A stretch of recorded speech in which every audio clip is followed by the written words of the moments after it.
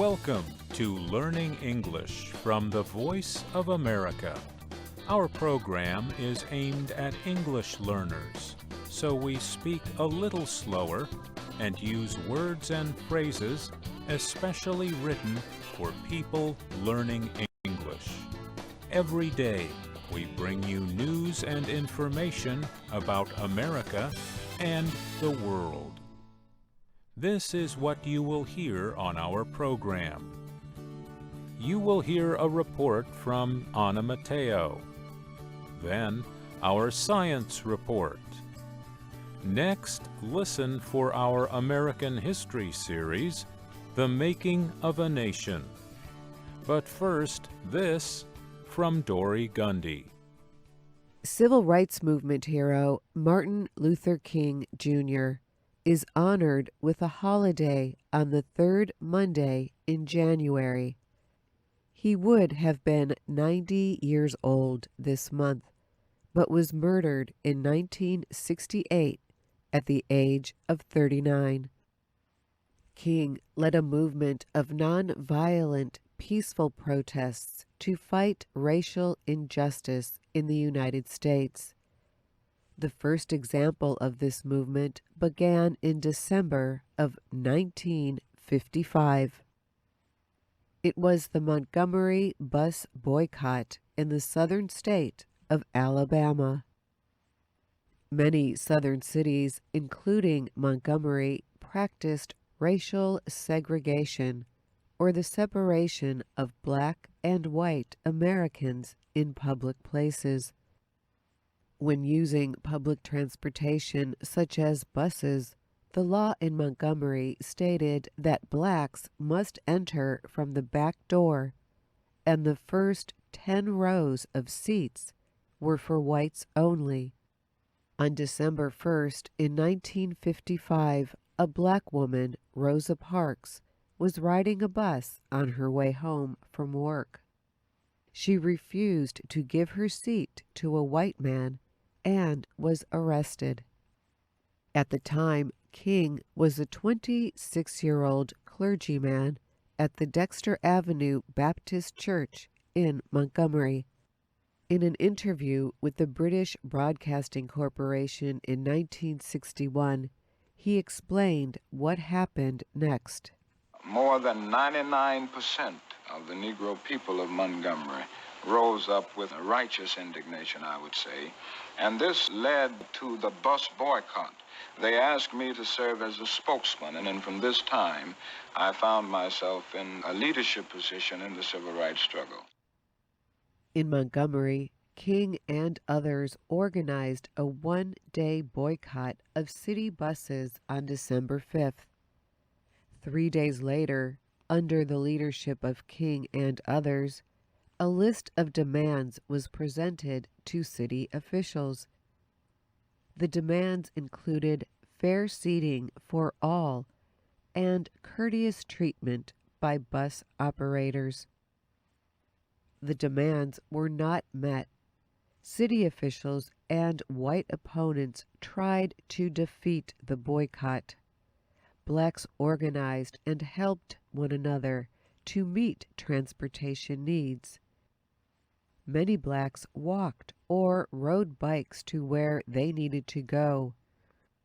King's home was bombed in early 1956. He and his family were not hurt. That same year, King was arrested and found guilty of interfering with a business. Blacks in Montgomery stayed off city buses through 1956. More than a year after the boycott began, on the 20th of December in 1956, the Supreme Court agreed with a lower court decision that public bus segregation is not legal. King's role in the bus boycott won international attention. His example of mass nonviolent protest was a model for fighting injustice in the United States for decades to come. I'm Dorothy Gundy.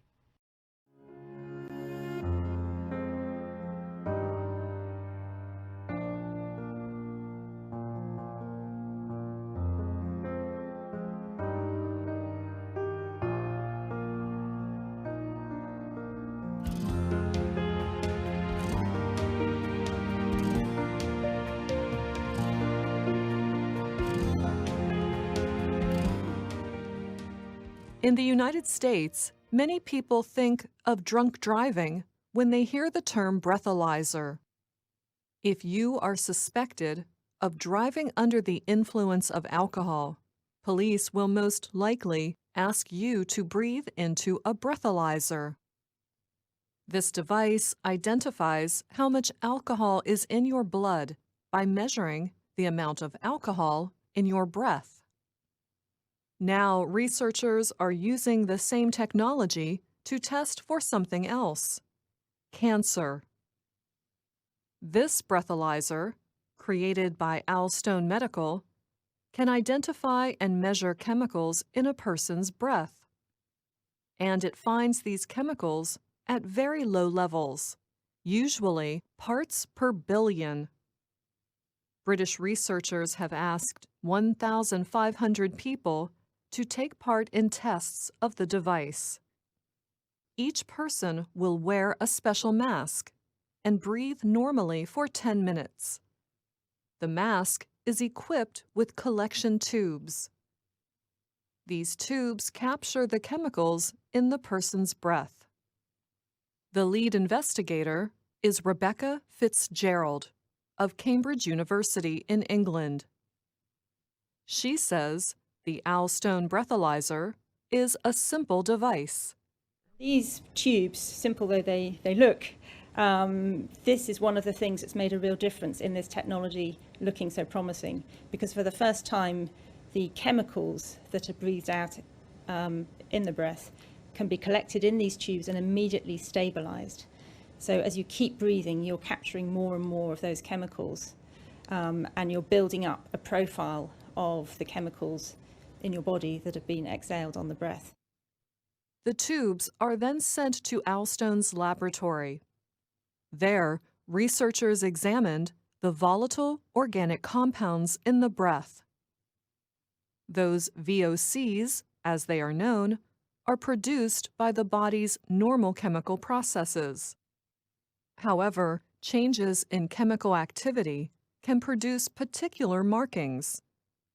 And those markings can be biomarkers, providing evidence of disease. Some biomarkers may show evidence of cancer in its earliest stages. Cancer develops in stages. The earlier cancer is identified, the greater the chance of survival. One of Owlstone's founders is Billy Boyle. He says cancer often appears, or as he says, presents itself, after it has spread. The challenge is most people present when it's very late stage, and it's about managing symptoms as opposed to curing them. So the key thing that you can do is detect the disease early, and that's what we think the breathalyzer technology allows for, picking it up at that earliest stage when it's treatable. The testing of the Owlstone breathalyzer is currently limited to patients with suspected esophageal and stomach cancers. Esophageal cancer is a leading cause of cancer deaths around the world. Most cases are reported in developing countries. Esophageal cancer in early stages usually has no signs. However, the chemical markers of the disease are present even in the earliest stage. Over the 2-year trial, researchers will extend testing of the breathalyzer to include patients with other cancers. I'm Anna Mateo.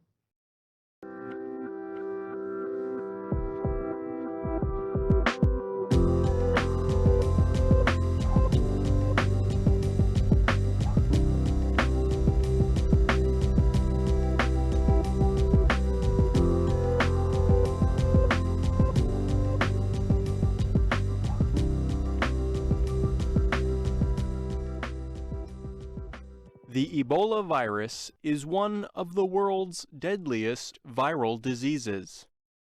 Now, a partnership of public and private organizations in the United States and Canada says it has found a combination of drugs that might treat the deadly disease. Earlier this month, The World Health Organization reported that at least 580 people in the Democratic Republic of the Congo had contracted the Ebola virus. At least 383 of those people have died from the disease. The spread of the virus has been difficult to contain, although treatments, including a vaccine, have improved. The ongoing conflict in the country's east has interfered with aid efforts. The Democratic Republic of the Congo, or DRC, is where scientists first discovered the Ebola virus in 1976. At that time, the country was called Zaire. The disease was named after the Ebola River, where the virus was infecting people. From the time of its discovery up to 2013, there was no treatment or vaccine. Scientists, however, started studying the virus, trying to design better ways to treat its different forms. They succeeded in producing a vaccine. Vaccinations helped to end the Ebola outbreak that spread through 3 West African countries between 2013 and 2016. More than 11,000 people died in that outbreak. At that time, treatment for the form of the Ebola virus that came from Zaire was developed, but it was costly to produce and is not effective in treating 2 other deadly forms of Ebola, the Sudan and Bundibugyo viruses. Now, scientists have found one treatment for 3 forms of the virus. Their research produced a combination of drugs called MBP-134. They say the treatment helped monkeys infected with the 3 forms of Ebola recover. Also, the treatment requires only 1 injection. Thomas Geisbert led the research at the University of Texas Medical Branch in Galveston. It was part of a public-private partnership that included the company MAP Biopharmaceutical, the U.S. Army Research Institute of Infectious Diseases, and the Public Health Agency of Canada. Geisbert told VOA about the need for a treatment that would work against all forms of Ebola. When an outbreak occurs, we really don't know which one of those 3 strains, species we call them, is the cause, he said. He added that earlier treatments available had only worked well against the Zaire species. Geisbert said his group's goal was to develop a treatment that would work for any form of Ebola. If I have to make a drug that only works against Zaire, and another drug that only works against Sudan, and another drug that only works against the Bundibugyo species, that is extremely expensive, he noted. Geisbert said the new treatment will save valuable time in identifying which form of Ebola is spreading in an outbreak. He said it will save lives because people can be treated immediately, and it will also save money. Geisbert noted that there is not a lot of profit for the companies that produce the drugs because there is a very small international market for Ebola treatments. So it really has to be sponsored by the government, he said. In addition to the U.S. Army and the Canadian government, the U.S. National Institutes of Health has supported the research. Geisbert said the work ahead involves changing the amount of the drugs used to their lowest possible levels. That will make it easier to offer it to the public and to reduce costs. Also, testing the drugs on humans must be carried out to ensure the treatment is safe and works well. The treatment may not be ready to help people with Ebola infections in the current outbreak in the DRC. But countries affected by the virus could have the treatment ready to deal with future Ebola outbreaks if additional tests are successful. I'm Pete Musto.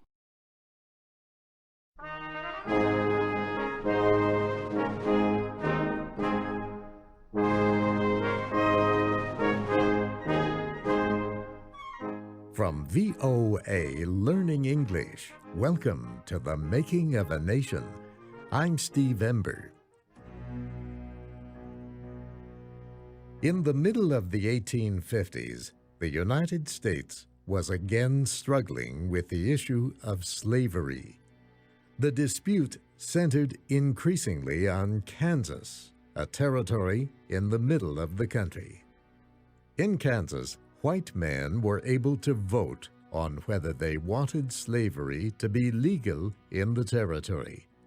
Many Kansas settlers opposed slavery. Some of the settlers were Northern abolitionists. They believed that owning another person was immoral. Many farmers also opposed legalizing slavery. They did not want to compete with slave labor, but many people in the nearby state of Missouri wanted Kansas to permit slavery. Slavery was legal in Missouri, and many Missouri slave owners wanted to live next to a territory where slavery was legal. So when Kansas held elections, pro-slavery men from Missouri crossed the border and voted illegally. Yet their votes were accepted. The result of the territorial elections is that you have a territorial legislature that is overwhelmingly pro-slavery. It will write a slave code for Kansas. It will say Kansas is a slave territory. Slavery is protected here. Nicole Etchison is a historian. She says the newly elected Kansas legislature created strong laws to protect slavery in the territory. The laws said no Kansan could speak or write against slavery. And they said people who tried to help slaves escape could be put in jail or executed. The lawmakers also demanded that President Franklin Pierce dismiss the territory's governor who opposed slavery. The president agreed. He appointed a pro-slavery governor instead. Anti-slavery settlers in Kansas grew angry. They felt they could not get fair treatment from the president or the new governor. They said pro-slavery groups cheated to control the elections. So the anti-slavery settlers took an extreme step. They formed their own government. Their political group was known as the Free State Party. Its members wrote their own constitution. They also chose their own governor. Historian Nicole Etchison says Free State members refused to recognize the bogus authority of the official Kansas legislature. That is the argument that the Free State political movement will make. Not so much that slavery is an awful thing, although some of them make that argument, but that free white settlers in Kansas have had their political rights at the ballot box denied.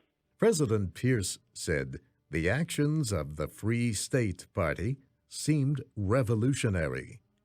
He said that if party members attacked any government property or official, party leaders should be charged with treason. Pierce gave the pro-slavery governor of Kansas control of troops at 2 Army bases in the territory. The situation threatened to turn violent at any time.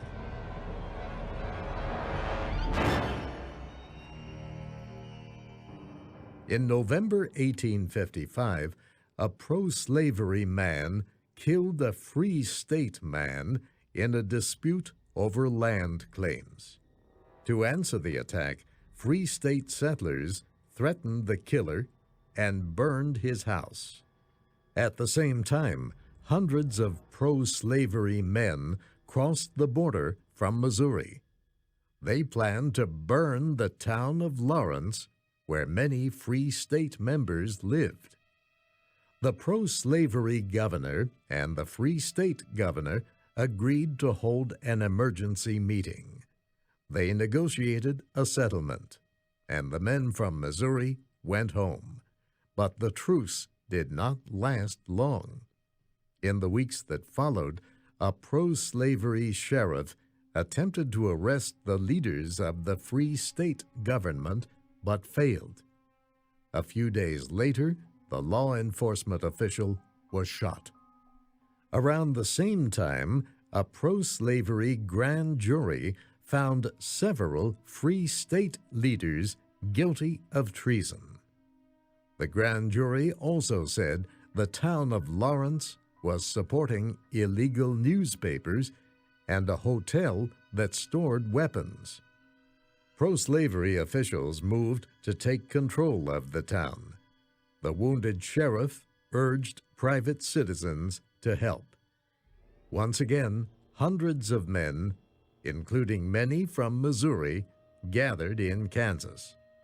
Once again, the target was Lawrence. This time, however, there was no truce. On May 21, 1856, a group of pro-slavery men marched into the town. Historian David Potter describes the incident in his book, The Impending Crisis. He says the mob entered Lawrence with flags and flying banners as if it were a victorious army. Some men threw 2 newspaper printing presses into the river. Others freed as much alcohol as they could find. And Potter writes, the group turned 5 cannons on the Free State Hotel. The mob fired the cannons at the hotel and burned the house where the Free State governor lived. But no anti-slavery settlers were killed. The only person killed was a pro-slavery man. He died when part of the Free State Hotel fell on him. Anti-slavery newspapers called the attack the Sack of Lawrence. In other words, they suggested that pro-slavery raiders had completely destroyed the town. A settler named John Brown heard about the attack on Lawrence. Brown was from the eastern state of Connecticut, but he had recently moved to Kansas. He strongly opposed slavery. He also thought the Free State government was too weak. So John Brown persuaded 4 of his sons, his son-in-law, and 2 other men to answer the sack of Lawrence. Brown believed that the battle against the forces of slavery must continue, and he believed that God had chosen him to lead it. Late at night, Brown and the other men went to a settlement near Pottawatomie Creek. They went to 3 homes and seized 5 pro-slavery men. Took these men out of their beds, defenseless, unarmed, and hacked them to death with broadswords. Historian Nicole Etchison explains that Brown's group seized the men, murdered them, and left their bodies next to the creek. The event became known as the Pottawatomie Massacre. The combination of the sack of Lawrence and the Pottawatomie Massacre frightened both pro- and anti-slavery forces. Both sides believed they could be attacked at any time. They began collecting weapons to defend themselves. In the summer and autumn of 1856, the competing forces repeatedly threatened each other. They forced each other off land. They burned each other's houses. More people were killed. The territory became known as Bleeding Kansas. Nicole Etchison says the term Bleeding Kansas was evocative. In other words, it made people feel strongly. The term is so evocative because it's a propaganda term. Ms. Etchison says that many people, especially in the North, were against slavery in the territory. These individuals used the term Bleeding Kansas in their newspapers to gain support for their cause. The Kansas-Nebraska Act and the violence that followed also gave birth to a new political party. Its members called themselves Republicans. The Republican Party was an unusual combination of groups. It included former Democrats who were angry that their party had supported the Kansas-Nebraska Act. They believed the Democrats were allowing slavery to expand. The Republicans also included members of the old Whig Party. The Whig Party had lost badly in the elections of 1852 because its members could not agree on whether slavery should be legal. Anti-slavery Whigs found a new home in the Republican Party. The Republican Party of the 1850s also included voters who did not support immigrants, especially Irish Catholics. These nativist Republicans wanted to protect the rights of American Protestants. All Republicans were united, however, in their opposition to slavery in the Kansas and Nebraska territories. Some Republicans were abolitionists. They wanted to ban slavery everywhere in the United States. But the majority of Republicans had no interest in ending slave labor in the South. They simply did not want slavery to spread to other areas. Nicole Etchison says that white Southerners did not respond well to the new party. They believed that all Republicans were like John Brown, the anti-slavery settler who had murdered 5 pro-slavery men. White Southerners do not see the distinction between a Republican Party that says, we don't like slavery, it's immoral, it shouldn't expand, and a John Brown who says, I don't like slavery, it's immoral, and it ought to be overturned by violence. In 1854, some Republicans from the state of Illinois asked a politician named Abraham Lincoln to serve on their committee. Lincoln refused. He did not like slavery, but he still supported the Whig Party. 2 years later, in 1856, the Republicans nominated a presidential candidate for the first time. He was John C. Fremont. Fremont had explored the American West. He had been a senator from California. He was young and exciting. Republicans thought he was the right man to lead their young and exciting party.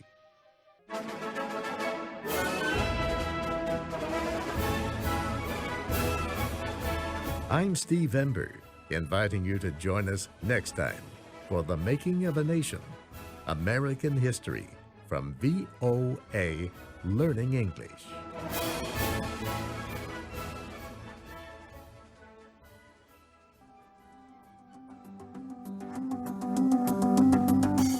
And that's our program for today.